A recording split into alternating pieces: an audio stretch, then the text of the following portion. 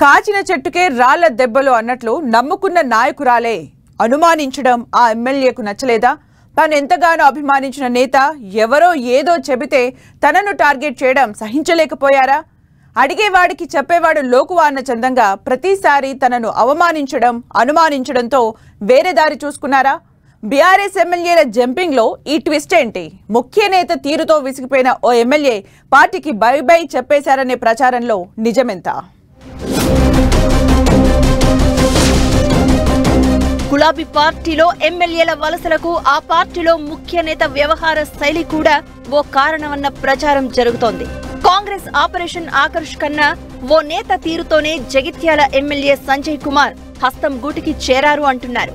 MLA Sanjay ఎంతగానో అభిమానించిన BRS boss KCR కుమార్తె కవిత తీరుతో విసిగిపోయే ఆయన పార్టీని వీడారని చెబుతున్నారు. లోక్సభ ఎన్నికల తర్వాత ఆల్ ఆఫ్ సడన్ గా సంజయ్ పార్టీ మారడానికి ఎమ్మెల్సీ కవిత కారణమని ఆయన అనుచరులు చెప్తున్నారు. వరుసగా 2 సార్లు బీఆర్ఎస్ ఎమ్మెల్యేగా గెలిచిన సంజయ్ కుమార్ ఎమ్మెల్సీ కవితకు అత్యంత సన్నిహితుడిగా గుర్తింపుంది. దీంతో బీఆర్ఎస్ లో ఏ ఎమ్మెల్యే పార్టీ వీడినా సంజయ్ మాత్రం కారుతోనే కొనసాగుతారని ఆ పార్టీ నమ్మకం పెట్టుకుంది. అయితే లోక్సభ ఎన్నికల తర్వాత చడీ చప్పుడు లేకుండా సంజయ్ పార్టీ మారిపోవడంతో అంతా షాక్ తిన్నారు. ఆయన పార్టీ వీడేందుకు కారణం ఏమై ఉంటుందని ఆరా తీశారు. అయితే తాజాగా ఆయన పార్టీ మారడానికి కేవలం ఎమ్మెల్సీ కవితే కారణమని చెబుతున్నారు. పార్టీ అధినేత కేసీఆర్ ఆదేశాలతో జగిత్యాలలో బీఆర్ఎస్ కార్యకర్తల సమావేశం ఏర్పాటు చేసిన సంజయ్ ఆ సమావేశానికి సీనియర్ నేత హరీష్ రావును ముఖ్య అతిథిగా ఆహ్వానించడంతో కవితతో విభేదాలు మొదలయ్యాయని, ఆ క్రమంలోనే ఆయన పార్టీని వీడాల్సి వచ్చిందని టాక్ వినిపిస్తోంది.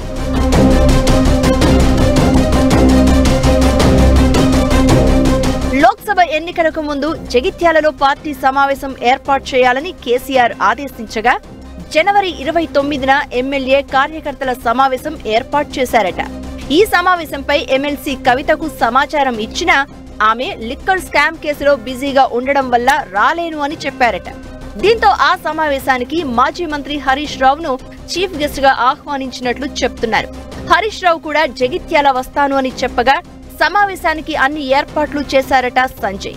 అయితే ఈ విషయమై ఎమ్మెల్యే వ్యతిరేక వర్గం ఎమ్మెల్సీ కవితకు లేనిపోని ఫిర్యాదులు చేయడంతో సమావేశానికి హరీష్ రావు వెళ్లకుండా అడ్డుకున్నారట కవిత.